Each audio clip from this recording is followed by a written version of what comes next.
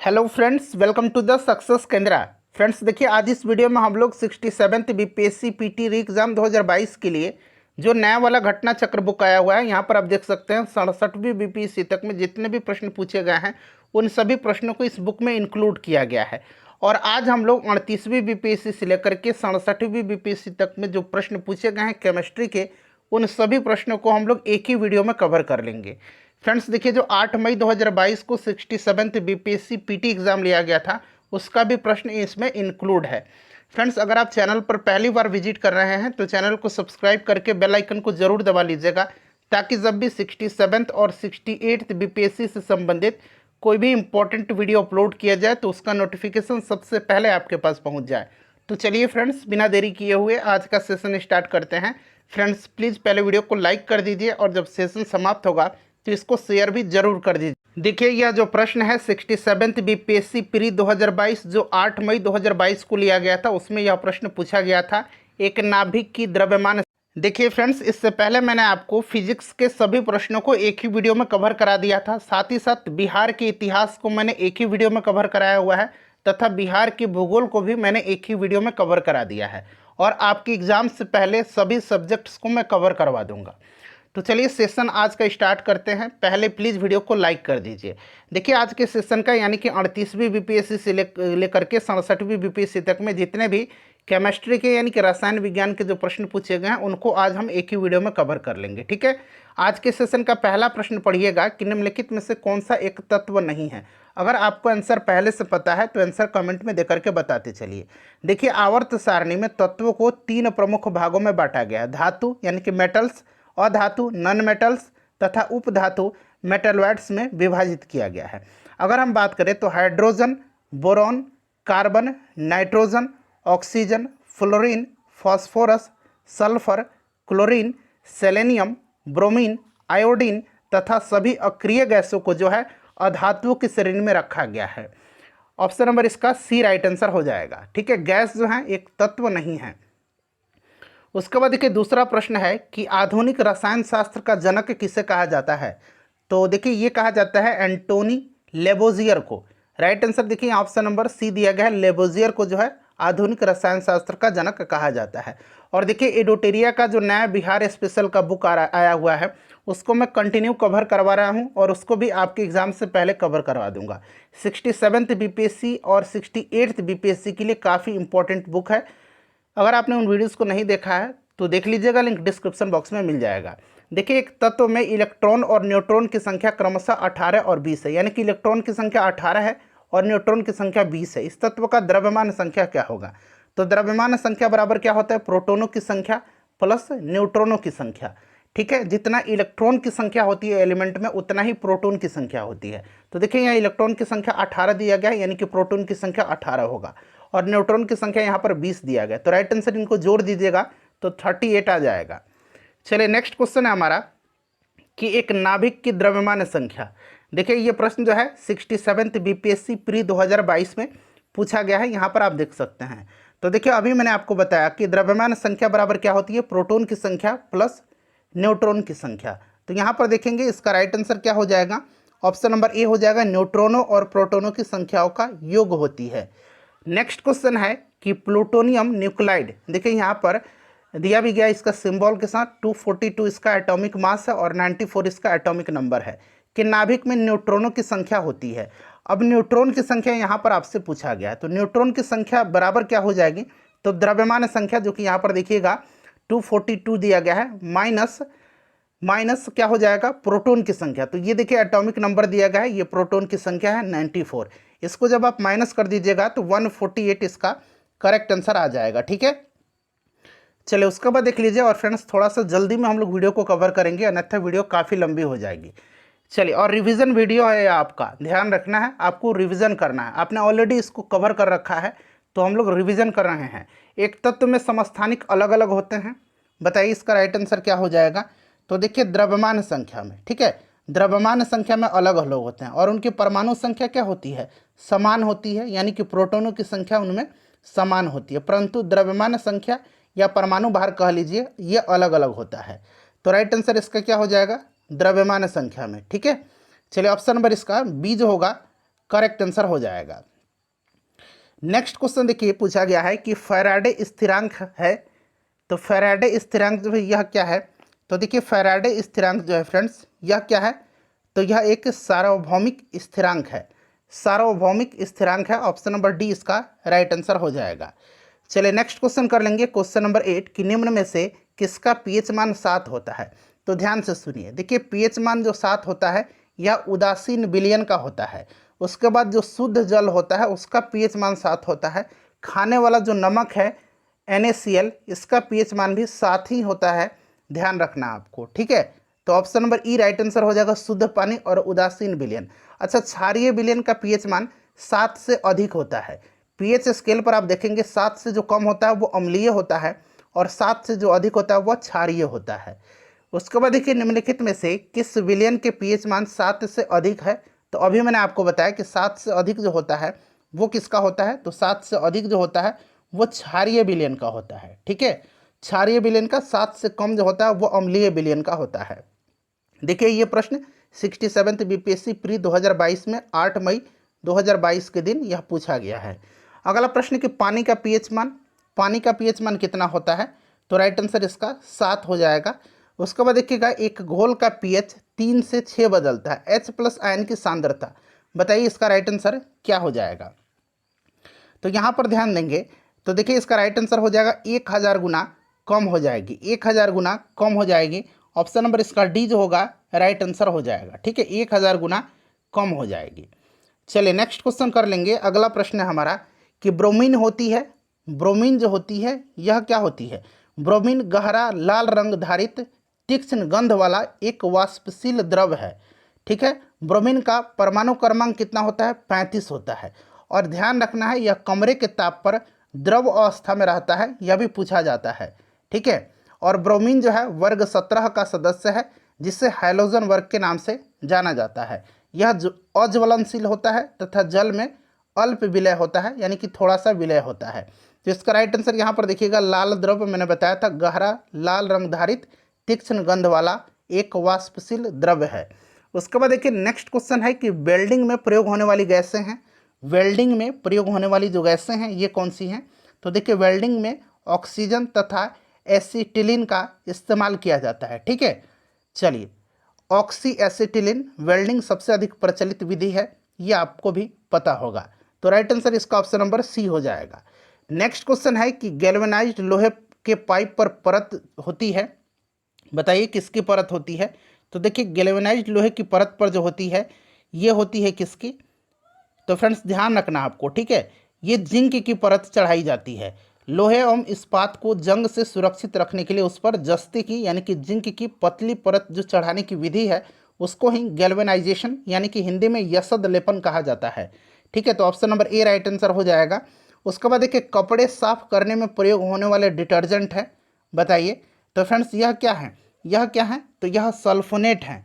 क्या है फ्रेंड्स? यह सल्फोनेट है, याद रखिएगा। डिटर्जेंट कठोर जल में भी घुलनशील होते हैं, क्लियर। चलिए तो ये सल्फोनेट है। नेक्स्ट क्वेश्चन है हमारा कि वह तत्व जो मानव पसीने के माध्यम से उत्सर्जित होता है, बताइए कौन सा है यह? तो देखिए अगर हम बात करें तो मानव पसीना जो होता है, पसीना में मुख्य रूप से पानी होता है, परंतु इसमें खनिज अम्ल और यूरिया भी मौजूद होते हैं। और पसीने में मुख्य रूप से सोडियम होता है, पोटेशियम होता है, कैल्शियम होता है, मैग्नीशियम होता है, जिंक और आयरन पाए जाते हैं। इसीलिए देखिए एक से अधिक इसका राइट आंसर हो जाएगा।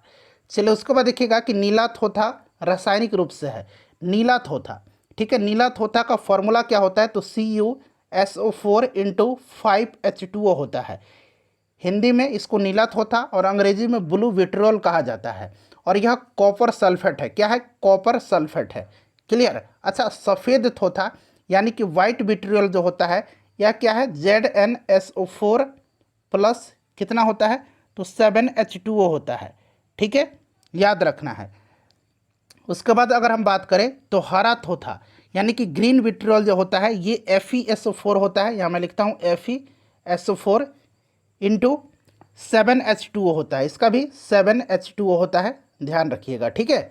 चलिए आगे बढ़ेंगे कि निम्नलिखित में से सबसे भारी धातु। अच्छा, आपको पता है कि सबसे भारी धातु ऑस्मियम होता है, लेकिन यहाँ वर्ड लगा हुआ है निम्नलिखित, यानी कि इनमें से बताना है। तो इनमें से देखिए प्लेटिनम राइट आंसर हो जाएगा। देखिए प्लेटिनम जो होता है यह सर्वाधिक घनत्व गुण धर्म वाला धातु होता है, और भारी धातु का मतलब ही है जिसका घनत्व अधिक है सबसे ज़्यादा। ठीक है, चलिए आगे बढ़ेंगे। नेक्स्ट क्वेश्चन है कि स्टेनलेस स्टील एक मिश्र धातु है। तो स्टेनलेस स्टील क्या है? लोहे के साथ कार्बन, निकेल, क्रोमियम को निश्चित अनुपात में मिलाने पर हमें स्टेनलेस स्टील प्राप्त होता है, जो कठोर होता है और उसमें जंग नहीं लगता है। क्या क्या मैंने बताया आपको? कार्बन, निकिल और क्रोमियम। ठीक है, तो राइट आंसर देखिए इसका क्या हो जाएगा? ऑप्शन नंबर ई हो जाएगा। ठीक है, चलिए नेक्स्ट क्वेश्चन कर लेंगे। अगला प्रश्न है हमारा कि टूटी हुई हड्डियों की रक्षा के लिए प्लास्टर ऑफ पेरिस का प्रयोग होता है। देखिए फ्रेंड्स, जिप्सम को गर्म करने पर प्लास्टर ऑफ पेरिस प्राप्त होता है, आपको भी पता है। राइट आंसर इसका हो जाएगा ऑप्शन नंबर डी, जिप्सम। ठीक है, चलिए और इसका फॉर्मूला क्या होता है प्लास्टर ऑफ पेरिस का? तो देखिए CaSO4, और कहीं कहीं आपको इस तरह से लिखा मिलेगा ½ H2O, और कहीं कहीं आपको इस तरह से इसका फॉर्मूला लिखा मिलेगा। ठीक है, एक ही बात है क्योंकि नीचे दिया गया है, तो इस तरह से भी लिखा मिलेगा, याद रखना है आपको। ठीक है फ्रेंड्स, चलिए और जिप्सम का क्या होता है? तो जिप्सम का होता है CaSO4 × 2H2O होता है। नेक्स्ट क्वेश्चन कर लेंगे कि प्लास्टर ऑफ पेरिस का सूत्र क्या है। तो अभी मैंने आपको बताया, देखिए राइट आंसर इसमें से क्या हो जाएगा? ऑप्शन नंबर बी हो जाएगा। उसके बाद देखिए एक हाइड्रोकार्बन जिसमें कार्बन के 2 परमाणु द्विबंध द्वारा जुड़े होते हैं, द्विबंध द्वारा जुड़े होते हैं, उनको क्या कहा जाता है बताइए? तो उनको कहा जाता है एल्कीन।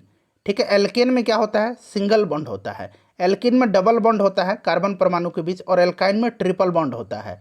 उसके बाद देखिए सिरके का रासायनिक नाम क्या है? सिरके का रासायनिक नाम एसेटिक एसिड है। ऑप्शन नंबर सी हो जाएगा राइट आंसर।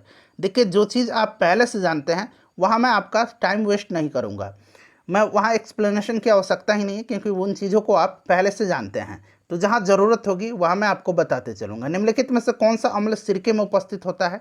तो सेम है, एसिटिक एसिड होता है। कार बैटरी में प्रयोग होने वाला अम्ल कौन सा है? तो कार बैटरी में कौन सा अम्ल प्रयोग किया जाता है? सल्फ्यूरिक एसिड का H2SO4 का जो है इस्तेमाल किया जाता है। तो राइट आंसर देखिए ऑप्शन नंबर इसका डी हो जाएगा। ठीक है, और यह सल्फ्यूरिक एसिड जो होता है यह बैटरी में विद्युत अपघट्य के रूप में प्रयोग किया जाता है। नेक्स्ट क्वेश्चन कर लेंगे कि सोडा वाटर की बोतल खोलने पर निकलने वाली गैस कौन सी है? तो यह गैस जो है यह कार्बन डाइऑक्साइड गैस है। ठीक है, नेक्स्ट क्वेश्चन है कि खनिज यानी कि मिनरल क्या है? मिनरल क्या है? तो देखिए फ्रेंड्स, मिनरल जो होता है यह अकार्बनिक ठोस है। ठीक है, मिनरल प्राकृतिक रूप से पाया जाने वाला अकार्बनिक ठोस है जिसकी संरचना रवाकृत होती है। ठीक है, याद रखिएगा। तो ये अकार्बनिक ठोस हो जाएगा। नेक्स्ट क्वेश्चन है कि वर्ष 1945 में नागासाकी में गिराए गए बम में कौन सा विस्फोटक प्रयुक्त किया गया था? 9 अगस्त 1945 को फैटमैन नामक बम नागासाकी पर गिराया गया था, और इसमें प्लूटोनियम का प्रयोग विस्फोटक के रूप में किया गया था। प्लूटोनियम इसका राइट आंसर हो जाएगा। दूसरी ओर अगर हम बात करें तो हिरोशिमा पर जो बम गिराया गया था लिटिल बॉय, उसमें विस्फोटक के रूप में यूरेनियम का प्रयोग किया गया था। उसके बाद देखिए एक ही प्रकार का परमाणु निम्न में से किस में मिलता है? तो एक ही प्रकार का परमाणु जो है यह किस में मिलता है बताइए? तो यह प्राकृतिक तत्व में मिलता है, प्राकृतिक तत्व में मिलता है। सबसे अधिक क्रियाशील धातु कौन सी है? सबसे अधिक क्रियाशील धातु जो है ये पोटेशियम है। कौन सा है?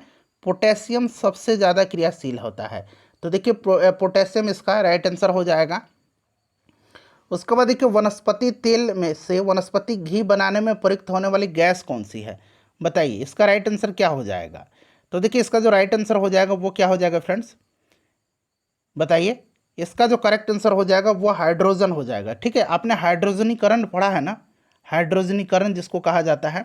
तो वनस्पति तेलों से वनस्पति घी हाइड्रोजनीकरण प्रक्रिया के द्वारा बनाया जाता है, और इसमें निकेल उत्प्रेरक उपस्थिति में वनस्पति तेलों के साथ हाइड्रोजन वसा बनाती है। निकेल उत्प्रेरक, ठीक है, निकेल उत्प्रेरक याद रखना आपको। चलिए आगे बढ़ेंगे कि आयोडीकृत लवण में रहता है, तो इसमें क्या होता है? तो इसमें जो रहता है ये पोटेशियम आयोडाइड।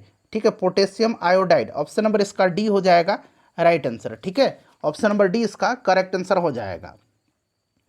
चलिए आगे बढ़ेंगे। नेक्स्ट क्वेश्चन कर लेंगे कि खाने का जो नमक होता है NaCl किससे बना होता है? तो देखिए याद रखना आपको, ये मजबूत अम्ल और मजबूत क्षार का बना होता है। याद रखिएगा, मजबूत अम्ल और मजबूत क्षार से यह बना होता है। नेक्स्ट क्वेश्चन है कि सभी जैव यौगिक का अनिवार्य मूल तत्व कौन सा है? तो यह मूल तत्व जो है यह कार्बन है। कौन सा है? संसार के सभी जैव पदार्थ कार्बनिक यौगिक से बने होते हैं। राइट आंसर इसका कार्बन हो जाएगा। उसके बाद देखिए ऑक्सीजन अनुपस्थित होती है, तो ऑक्सीजन जो है अनुपस्थित होती है किसमें?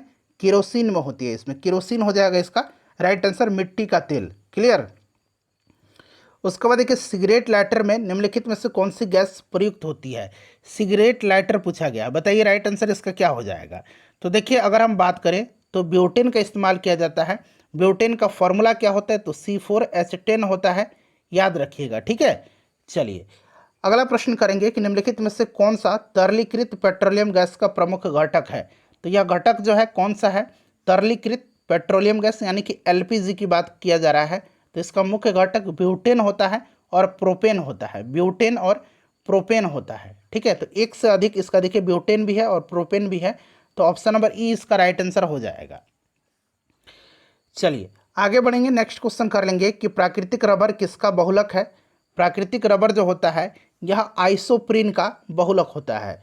उसके बाद देखिएगा कि टेफ्लॉन निम्नलिखित में से किस एकलक का बहुलक है?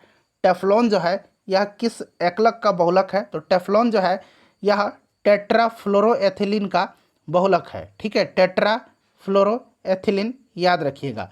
और देखिए फ्रेंड्स अगर हम बात करें तो इसका इस्तेमाल जो होता है बर्तनों पर नॉन स्टिक सतह के रूप में प्रयुक्त होता है। ठीक है, राइट आंसर इसका हो जाएगा आपका ऑप्शन नंबर ए हो जाएगा। उसके बाद देखिए बेकेलाइट निम्नलिखित के संघनन से बनता है।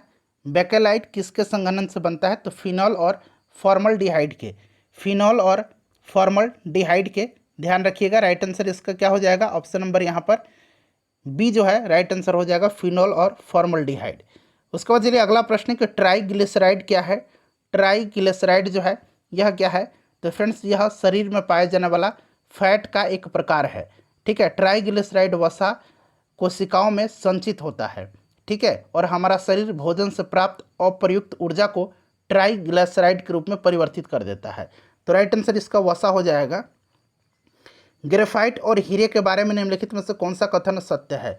सभी कथन को एक बार पढ़ लीजिएगा। देखिए ये 67th BPSC में पूछा गया प्रश्न है, बताइए इसका राइट आंसर क्या हो जाएगा? तो देखिए इसका राइट आंसर जो हो जाएगा, देखिए ग्रेफाइट और हीरा दोनों ही कार्बन के एलोट्रॉप्स हैं। ठीक है, दोनों ही कार्बन के एलोट्रॉप्स होते हैं जिनकी क्रिस्टलीय संरचना अलग अलग होती है। हीरा जहाँ प्राकृतिक रूप से प्राप्त सर्वाधिक कठोर पदार्थ है, वहीं ग्रेफाइट कम कठोर होता है। ग्रेफाइट की विद्युत चालकता हीरे से अधिक होती है। ग्रेफाइट और हीरा दोनों में कार्बन सहसंयोजी बंधों से बने होने के कारण उनके रासायनिक गुण समान होते हैं और एक समान रासायनिक प्रतिक्रिया से गुजर सकते हैं। ठीक है, तो देखिए उनकी कठोरता समान है, ये गलत है। उनकी विद्युत चालकता भी समान है, वे रासायनिक प्रतिक्रिया से गुजर सकते हैं एक समान। ये वाला जो है सही दिया गया है। ठीक है, ऑप्शन नंबर इसका डी राइट आंसर हो जाएगा। उनके पास एक जैसी क्रिस्टलीय संरचना है, ये गलत है। क्रिस्टलीय संरचना इनकी अलग अलग होती है। Option number D right answer हो जाएगा, वे एक समान रासायनिक प्रतिक्रिया से गुजर सकते हैं।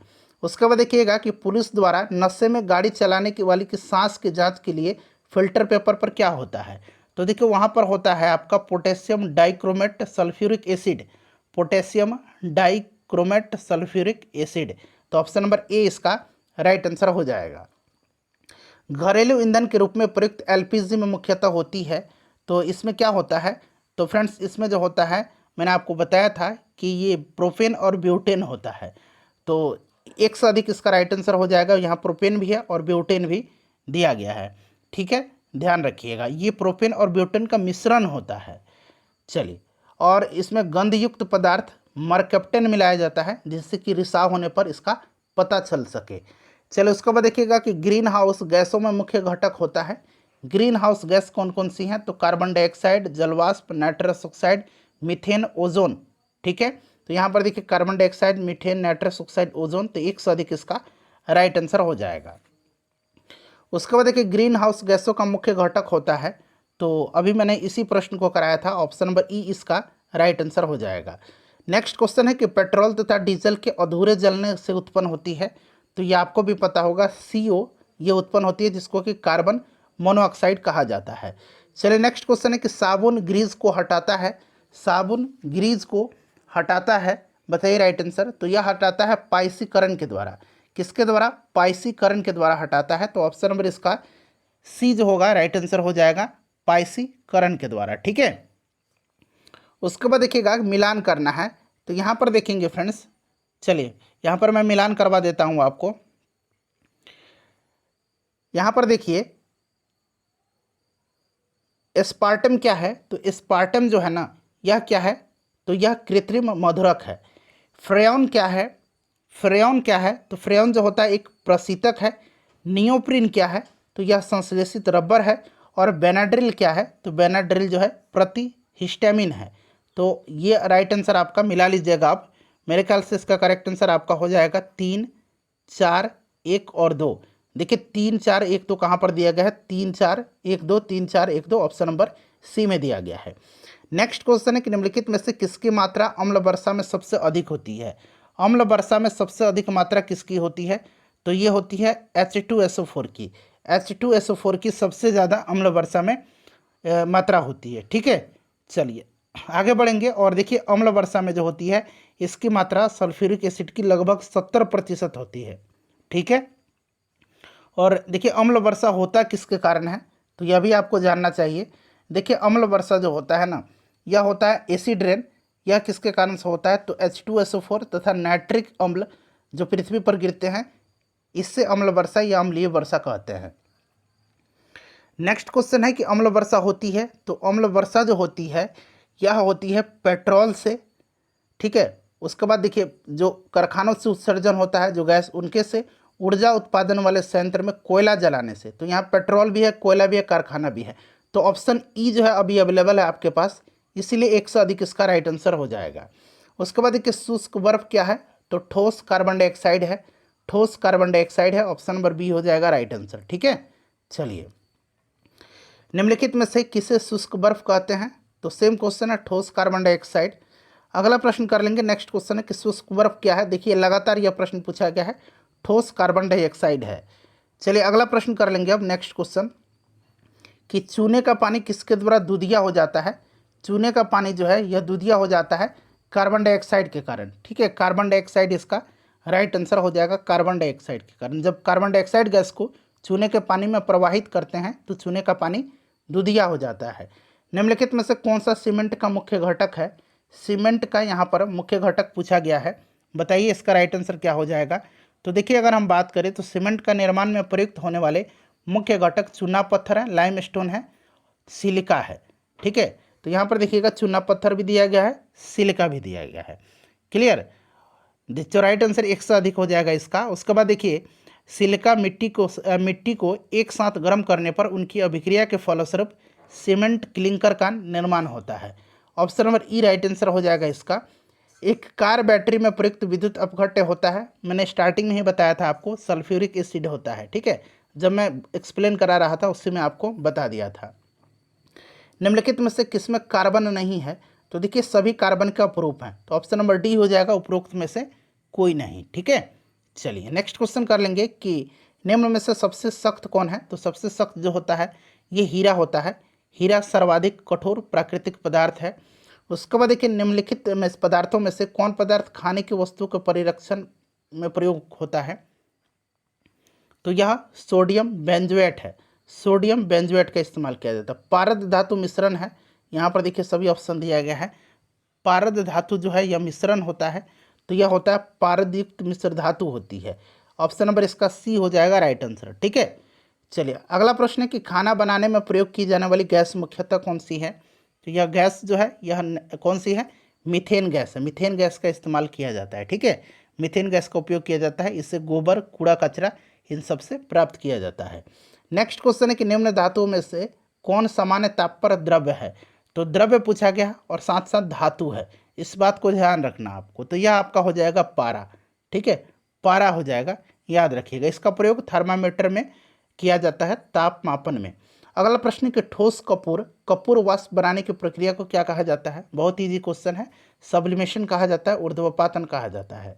उसके बाद देखिए पीतल के बर्तनों को कलई करते समय गर्म बर्तन की सफाई के लिए प्रयोग किए जाने वाले अमोनियम क्लोराइड चूर्ण से निकलने वाला धुआं। तो देखिए अमोनियम क्लोराइड चूर्ण से निकलने वाला जो धुआं है ये अमोनिया और हाइड्रोक्लोरिक एसिड होता है। ऑप्शन नंबर इसका डी राइट आंसर हो जाएगा। उसके बाद देखिए नींबू खट्टा कारण क्या होता है, इसके किस कारण से होता है, तो ये आपको पता भी होगा। राइट आंसर इसका सिट्रिक एसिड हो जाएगा। नेक्स्ट क्वेश्चन है कि वाहनों से निकलने वाली गैस कौन सी है, तो यह कार्बन मोनोऑक्साइड है। ठीक है, वाहनों से जो गैस निकलती है ये कार्बन मोनोऑक्साइड होती है। कार्बन डाइऑक्साइड भी होता है इसमें, नाइट्रोजन का ऑक्साइड भी होता है, सल्फर डाइऑक्साइड भी होता है, हाइड्रोकार्बन भी उत्सर्जित करते हैं। तो एक से अधिक इसका राइट आंसर हो जाएगा। ठीक है, चलिए नेक्स्ट क्वेश्चन कर लेंगे कि स्टील को कठोरता प्रदान करने के लिए बढ़ाई जाती है। तो स्टील को कठोरता प्रदान करने के लिए उसमें कार्बन की मात्रा बढ़ाई जाती है। ऑप्शन नंबर ए हो जाएगा। किस खनिज से रेडियम प्राप्त किया गया था, तो आपको भी पता होगा रेडियम पिच ब्लेंड से प्राप्त किया गया था। ठीक है, चलिए नेक्स्ट क्वेश्चन है कि तैरने के तालाब में तैरने से मनुष्य की त्वचा जल जाती है, इसका कारण क्या है, तो इसमें क्लोरीन गैस जो होता है ना पानी की सफाई के लिए, इसी की अधिकता के कारण शरीर की त्वचा जल जाती है। ठीक है, तो क्लोरीन के कारण हो जाएगा। उसके बाद देखिए हाइड्रोजन को जलाने पर क्या बनेगा, तो जब भी हाइड्रोजन को जलाया जाएगा तो जलाएंगे तो हम किसकी उपस्थिति में, ऑक्सीजन की उपस्थिति में, तो ये ऑब्वियसली क्या बनेगा, वाटर बन जाएगा, पानी बन जाएगा।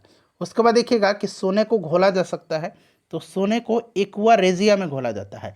और एक्वा रेजिया क्या होता है, तो एक्वा रेजिया में एक भाग जो होता है ये सांद्र नाइट्रिक एसिड होता है और 3 भाग जो होता है ये हाइड्रोक्लोरिक अम्ल होता है। तो देखिए ऑप्शन में कहीं भी आपको नाइट्रिक एसिड और हाइड्रोक्लोरिक एसिड नहीं दिया गया है।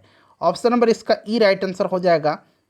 ठीक है, इनमें से कोई नहीं, इनका मिश्रण होता है ये। जैसे यहाँ दिया गया ना सल्फ्यूरिक एसिड नाइट्रिक एसिड, तो ये अगर नाइट्रिक एसिड तो ठीक है, अगर यहाँ पर आपका सल्फ्यूरिक एसिड की जगह हाइड्रोक्लोरिक होता है ना तो ये वाला ऑप्शन सही होता। ऑप्शन नंबर ई राइट आंसर हो जाएगा इसका। उसके बाद देखिएगा कि हाइड्रोफ्लोरिक एसिड कांच की बोतल में नहीं रखा जाता है क्योंकि यह अभिक्रिया करता है। तो यह अभिक्रिया करके कांच की सिलिकॉन डाइऑक्साइड से करता है। किससे करता है, यह करता है कांच की सिलिकॉन डाइऑक्साइड से प्रतिक्रिया करता है और इसके कारण बोतल फट जाता है, बोतल में विस्फोट हो जाता है। नेक्स्ट क्वेश्चन कर लेंगे। अगला प्रश्न है हमारा कि वायु में थोड़ी देर रखने पर किसी धातु के ऊपर हरे रंग की बेसिक कार्बोनेट की परत जम जाती है, वह धातु है।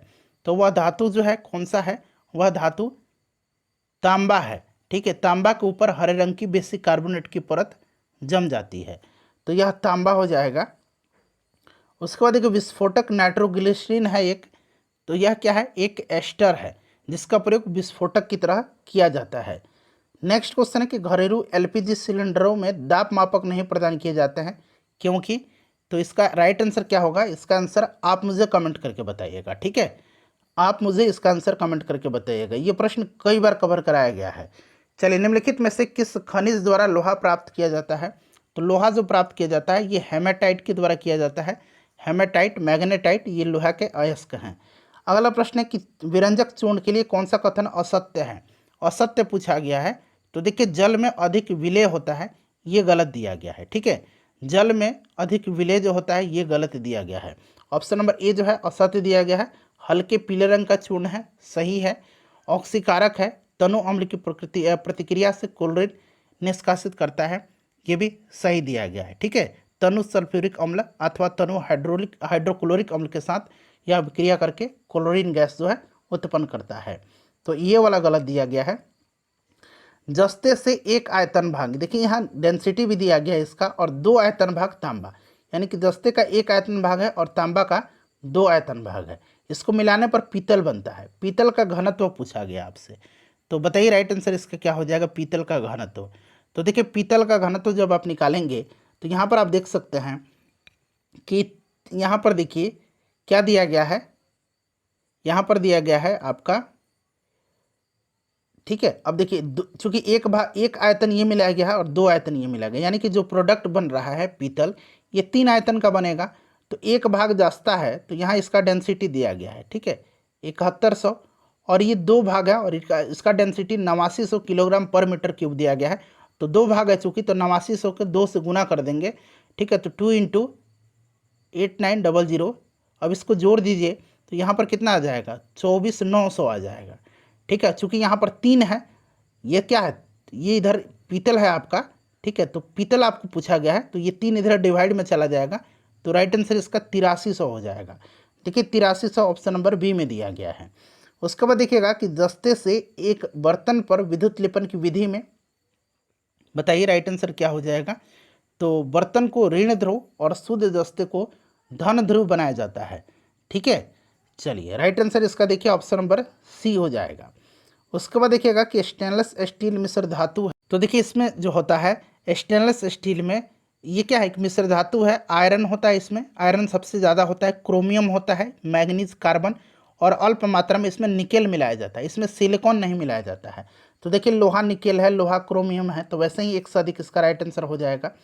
उसके बाद देखिए स्टेनलेस स्टील मिश्र धातु है, सेम क्वेश्चन आ गया, तो राइट आंसर इसका क्या हो जाएगा, लोहा और क्रोमियम का। ठीक है, मैंने बताया था ना, लोहा क्रोमियम, लोहा उसके बाद निकेल मिलाया जाता है इसमें। ठीक है, उसके बाद इसमें मैग्नीज मिलाया जाता है, कार्बन होता है और अल्प मात्रा में निकेल होता है, तो ऑप्शन नंबर यहाँ पर सी हो जाएगा राइट आंसर।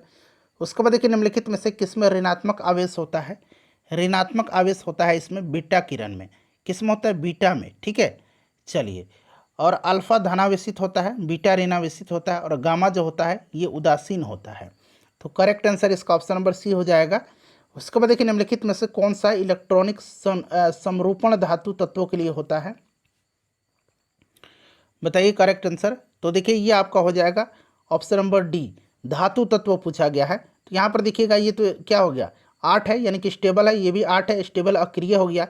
ये 7 क्या है, तो 7 जो है ये हैलोजन है ना, तो धातु तत्व तो यही हो गया ना, जोड़ लीजिए, 8 2 10 और 18 और 2 20। 20 किसका होता है, 20 होता है किसका, कैल्शियम का होता है। ठीक है, चलिए धातु है यह। CO समूह का आबंध क्रम क्या है, CO समूह का आबंध क्रम जो है ये क्या है, तो 3 है। ठीक है, 3 है, ऑप्शन नंबर इसका डी राइट आंसर हो जाएगा। उसके बाद देखिएगा कि जिस तत्व के परमाणु में 2 प्रोटॉन 2 न्यूट्रॉन और 2 इलेक्ट्रॉन हो, उस तत्व की द्रव्यमान संख्या कितनी होगी। द्रव्यमान संख्या क्या होगा, तो प्रोटॉन की संख्या प्लस न्यूट्रॉन की संख्या, तो प्रोटॉन की संख्या 2, न्यूट्रॉन की संख्या 2, यानी कि राइट आंसर इसका 4 होगा। अगला प्रश्न है कि सल्फर हेक्साफ्लोराइड अणु का आकार कौन सा होता है, इसमें से कौन सा है, तो यह अष्टफलकीय है। ठीक है, सल्फर हेक्साफ्लोराइड का आकार जो होता है अष्टफलकीय होता है। उसके बाद देखिए एक तत्व की एक तत्व है एक्स की बाह्यतम कक्षा में, तत्व जो है एक्स है, इसके बाह्यतम कक्षा में 4 इलेक्ट्रॉन हैं। हाइड्रोजन के साथ इसके यौगिक का कौन सा सूत्र बनेगा, इसके बाह्यतम कक्षा में 4 इलेक्ट्रॉन हैं, यानी कि इसके जो इलेक्ट्रॉन होंगे बाह्यतम कक्षा के, ये हाइड्रोजन पर आ जाएंगे, आपको पता है ना। तो ये ऑप्शन नंबर आपको डी राइट आंसर हो जाएगा। ठीक है, और हाइड्रोजन वाला यहाँ चला जाता है, तो यहाँ 1 नहीं लिखा जाता है। ठीक है, तो ऐसे ही इसको x लिखा गया है और इसको 4 लिखा गया है। चलिए उसके बाद देखिएगा कि बेंजीन में सिग्मा और पाई बॉन्ड, बहुत ही सिंपल क्वेश्चन है, कई बार आपने कर भी रखा होगा, आपको याद भी हो गया होगा। अब बेंजीन के स्ट्रक्चर बनाने की भी ज़रूरत भी नहीं है।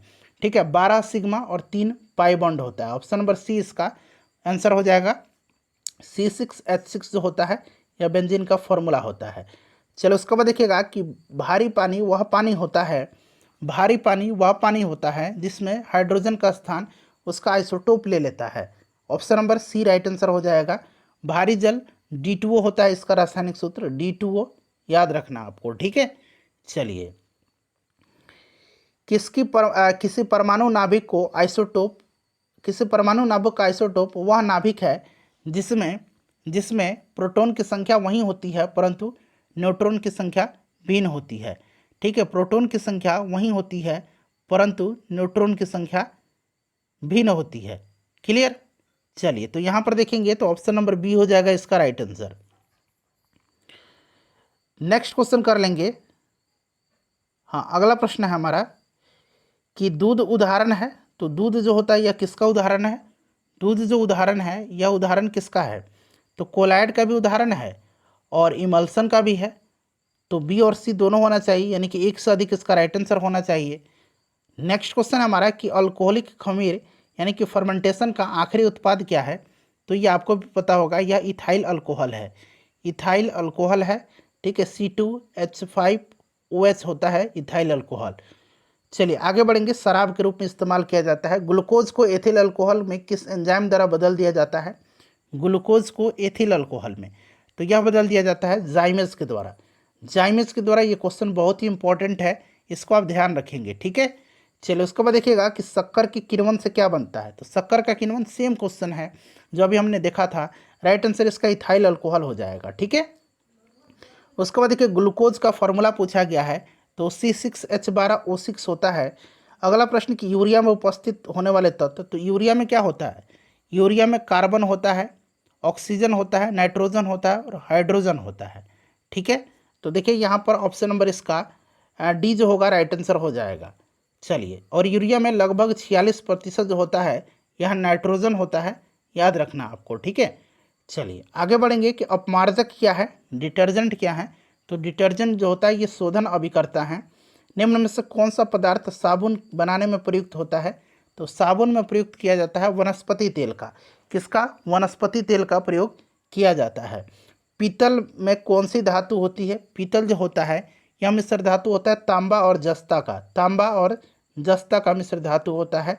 तीसरे और चौथे समूह के ऑक्साइड का सामान्य गुणधर्म क्या है? तीसरे और चौथे, तो ये बेसिक और एसिडिक होते हैं। Option number A right answer हो जाएगा, तीसरे और चौथे। नेक्स्ट क्वेश्चन है कि रेडियोधर्मी पदार्थ उत्सर्जित करता है। तो अल्फा बीटा गामा सभी को उत्सर्जित करता है। हवा में जिस गैस की मात्रा सबसे अधिक होती है वह गैस है कौन सा? नाइट्रोजन। लगभग 78% मात्रा होती है, ठीक है। देखिए वायु क्या है? तो वायु एक मिश्रण है। वायु क्या है? एक मिश्रण है। ऑप्शन नंबर सी इसका राइट आंसर हो जाएगा। ध्यान रखिएगा वायु क्या है? तो एक मिश्रण है। मच्छर भगाने वाली दवाओं में सक्रिय रसायन कौन सा है? तो इसका नाम है एलिथ्रिन। एलिथ्रिन इसका नाम है, ठीक है, याद रखिएगा। अगला प्रश्न है कि जल की अस्थायी कठोरता का कारण क्या है? तो जल की अस्थायी कठोरता का कारण क्या होता है? तो उसमें घुले कैल्शियम मैग्नीशियम के क्लोराइड और सल्फेट। कैल्शियम तथा मैग्नीशियम के क्लोराइड और सल्फेट। ऑप्शन नंबर इसका बी होगा राइट आंसर। हास्य गैस जिसको कि हम लोग नाइट्रस ऑक्साइड कहते हैं, नाइट्रस ऑक्साइड कहा जाता है। नाइट्रस ऑक्साइड, देखिए right answer option number D हो जाएगा। निम्नलिखित में से किसे हंसाने वाली गैस कहा जाता है? सेम क्वेश्चन है, नाइट्रस ऑक्साइड को कहा जाता है, ठीक है। चलिए उसके बाद देखिएगा नेक्स्ट क्वेश्चन है, मिलान करना है त्वचा कैंसर। देखिए बताइए राइट आंसर इसका क्या हो जाएगा? तो त्वचा कैंसर, तो ये आपका हो जाएगा परावैंगनी प्रकाश, ध्वनि प्रदूषण, ध्वनि प्रदूषण, डेसिबल, वैश्विक तापन, ग्लोबल वार्मिंग, ये आपका हो जाएगा कार्बन डाइऑक्साइड के लिए जो है जिम्मेदार है इसके लिए ओजोन क्षेत्र, तो क्लोरोफ्लोरोकार्बन। तो राइट आंसर इसका क्या हो जाएगा? राइट आंसर इसका हो जाएगा आपका 2, 3, 4, 1। वीडियो को लाइक कर दीजिएगा और इसे शेयर कर दीजिएगा। Option number B correct answer हो जाएगा। पूरा क्वेश्चन मैंने कंप्लीट करा दिया।